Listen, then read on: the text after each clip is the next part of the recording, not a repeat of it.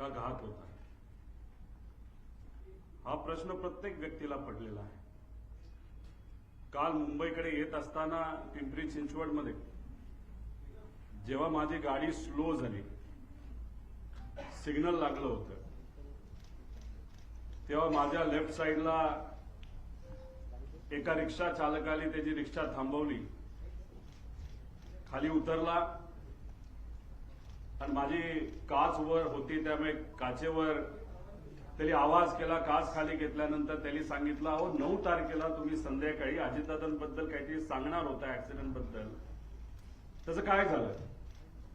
मी त्यांना सांगितलं काल नाही, म्हणजे 9 तारखेला नाही तर 10 तारखेला मी या बाबतीत मला काय वाटतं हे तिथं सांगणार आहे.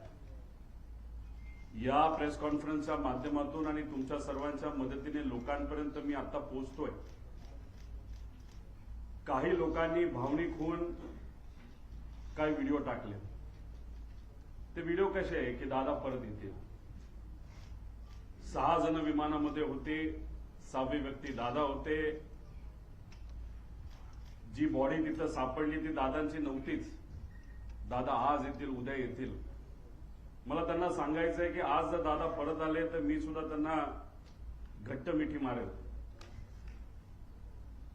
पण ऍक्सिडेंट झाल्यानंतर 6 दिवस दररोज जेव्हा मी उठत होतो तेव्हा मला असं वाटत होतं काहीतरी घाणेरडं स्वप्न मी तिथं बघितलेलं आहे की दादांचा ऍक्सिडेंट झाला आणि ते फक्त स्वप्नच होतं आणि खऱ्या अर्थाने ही गोष्ट घडली नाही असं कुठेतरी मला तिथं वाटत होतं.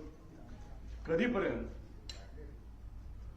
जेव्हा दादांचा एक स्वेटर तो सुद्धा जळलेला, त्यांची चप्पल, त्यांचं घड्याळ जे दररोज ते घालायचे आणि ते घड्याळ दादा कधी पण त्यांचा जो वेळ असतो ते 15 मिनिटं पुढे ठेवायचे. 9 वाजलं त्या घड्याळात वाजले होते आणि ते जळलेलं घड्याळ बंद पडलेलं तिथं मी बघितलं.